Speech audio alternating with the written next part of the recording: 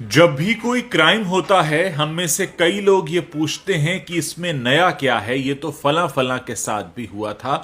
लेकिन इस वीडियो में मैं आपको जो क्राइम बताने जा रहा हूं उसे सुनकर आपके कान खड़े हो जाएंगे, क्योंकि आपने अभी तक ये तो सुना था कि फोन पर किसी से ओटीपी शेयर मत करना। लेकिन ये जो अपराध अब हो रहा है, खासकर राजधानी दिल्ली में हुआ है एक शख्स के साथ, और उनके अकाउंट से करीब करीब 50 लाख रुपए चले गए। जानते हैं उनकी गलती क्या थी? उनकी गलती सिर्फ वो थी जो आप भी शायद रोजाना करते होंगे। उन्हें एक नंबर से कॉल आया, उन्होंने वो कॉल उठा लिया। वहां से कोई आवाज नहीं आई, इधर से ये हेलो हेलो कर रहे थे, और चंद सेकंड के अंदर उनके अकाउंट से 50 लाख रुपया चला गया। ये बिल्कुल नई तरह का अपराध है। अभी तक पुलिस इसके बारे में पता नहीं कर पाई है कि कौन सी टेक्नोलॉजी इस्तेमाल की गई है, लेकिन ऐसा लगता है कि जिस शख्स ने इन्हें फोन किया उसके पास इनके फोन का रिमोट एक्सेस आ गया था, और जब तक ये हलो हलो कर रहे थे, इधर से कोई आवाज जा नहीं रही थी, उतनी ही देर में, क्योंकि उस शख्स के पास इनके फोन का रिमोट एक्सेस था, उसका काम हो गया। इसके बारे में पता किया जा रहा है। कुछ लोगों ने मुझ तक ये शिकायतें पहुंचाई हैं और ये रिक्वेस्ट की थी कि हम अपने प्लेटफॉर्म पर इसके बारे में बात करें। दोस्तों, अब ये पुरानी बात हो चुकी है कि अपना ओटीपी शेयर मत करना। आपको ठगने वाले अब एक कदम आगे निकल चुके हैं। ऐसे में आपको भी तैयारी पक्की करनी होगी। पहली बात तो यह है कि अगर अनजाने नंबर से फोन आ रहा है, कोशिश कीजिए मत उठाइए। किसको अगर ज़रूरी आपसे काम होगा तो आपको एसएमएस कर लेगा, नहीं तो आजकल व्हाट्सएप या टेलीग्राम तो सबके फ़ोन में होता है, वहाँ से कोई मैसेज आ जाएगा। क्योंकि आप नहीं जानते कि आपको आ रही ये जो मिस्ड कॉल है, जिसको आप उठाएंगे और उधर से आवाज़ नहीं आएगी, उतनी देर में आपके फ़ोन से क्या कुछ हो चुका होगा। क्योंकि आपके हाथ में जो फ़ोन है, ये फ़ोन नहीं, असल में आपके दिल की धड़कन है। क्योंकि आपका बैंक अकाउंट से लेकर आप किससे मिलते हैं, कहाँ जाते हैं, कहाँ खाते हैं, क्या खरीदते हैं, क्या पहनते ओढ़ते हैं, किससे क्या बातें चल रही हैं, सब कुछ इस फोन को पता है। और सोचिए किसी ने अगर इसका रिमोट एक्सेस ले लिया तो वो आपके साथ क्या क्या कर सकता है। और बहुत सारे लोग तो आजकल पेटीएम और गूगल पे वगैरह जो ई वॉलेट्स हैं उनको भी यूज़ करते हैं। आप सोचिए कि उन तक भी एक्सेस हो सकता है उस व्यक्ति का। ये बिल्कुल नई तरह का अपराध है, इसके बारे में बात होनी चाहिए। ये जो फ़ोन जिसे हम अपने हाथ में लिए घूमते हैं, जिससे ऐसा लगता था कुछ समय पहले तक कि हम फ़ोन रखते हैं, अब ऐसा लगने लगा है कि फ़ोन ने हमें रखा हुआ है, क्योंकि इसके बिना हम रह नहीं सकते। ये जहाँ चार्जिंग पे लगता है, हम भी उसके आसपास मंडरा रहे होते हैं, क्योंकि इसके पास हमारी वो जानकारी है जो शायद कई बार हमारे लाइफ पार्टनर और हमारे माता पिता को भी नहीं होती। उतना कुछ जानता है ये फ़ोन। और सोचिए इसकी एक्सेस अगर किसी और को लग गई तो क्या होगा। इस समय, पिछले कुछ समय के दौरान बहुत तेज़ी से साइबर अटैक्स के मामले बढ़े हैं।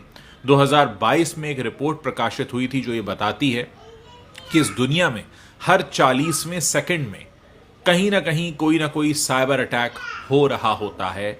और इनमें से 94% साइबर अटैक्स ऐसे हैं जो ईमेल के ज़रिए होते हैं, और इस दुनिया की 64% कंपनीज ऐसी हैं जिनमें कभी ना कभी साइबर अटैक तो हुआ ही है।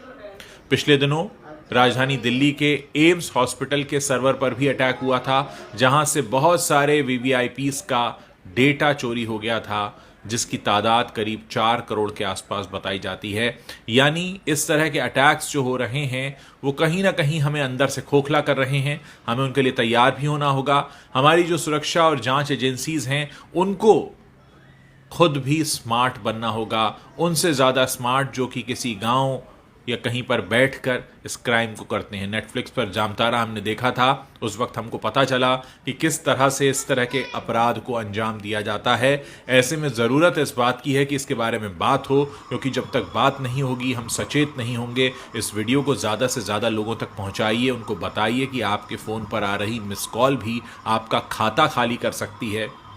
इसलिए बहुत ज़रूरी है कि आप सचेत रहें, और अगर आपके साथ कुछ भी ऐसा होता है तुरंत पुलिस को सूचित करें, क्योंकि आपकी जो गाढ़ी कमाई इस समय बैंक में है, जिसका एक्सेस आपके फ़ोन से होता है, कहीं ऐसा ना हो कि आपको कोई मिस कॉल देकर आपकी वो सारी कमाई चुरा ले। ऐसा हुआ है, राजधानी दिल्ली में हुआ है। सिर्फ 2 दिन पुरानी घटना है। यानी जब एक शख्स को 50 लाख रुपए चुराने में कामयाबी मिल गई हो, और उसका पता लगाना तो दूर लोग उसकी अभी टेक्नोलॉजी ही ना पता कर पा रहे हों, इसका मतलब ये है कि हम सब खतरे के निशाने पर हैं। यानी हमारे आपके फ़ोन पर भी वो नंबर घनघना सकता है, और अगर वो घनघनाया और हमने उठाया और उतनी देर हमने हलो हलो बोला और उतनी देर में हो गया हमारा अकाउंट खाली, तो फिर सोचिए आप कहाँ जाएंगे। पुलिस एक कोशिश कर सकती है, लेकिन तब तक आपकी गाढ़ी कमाई जा चुकी होगी।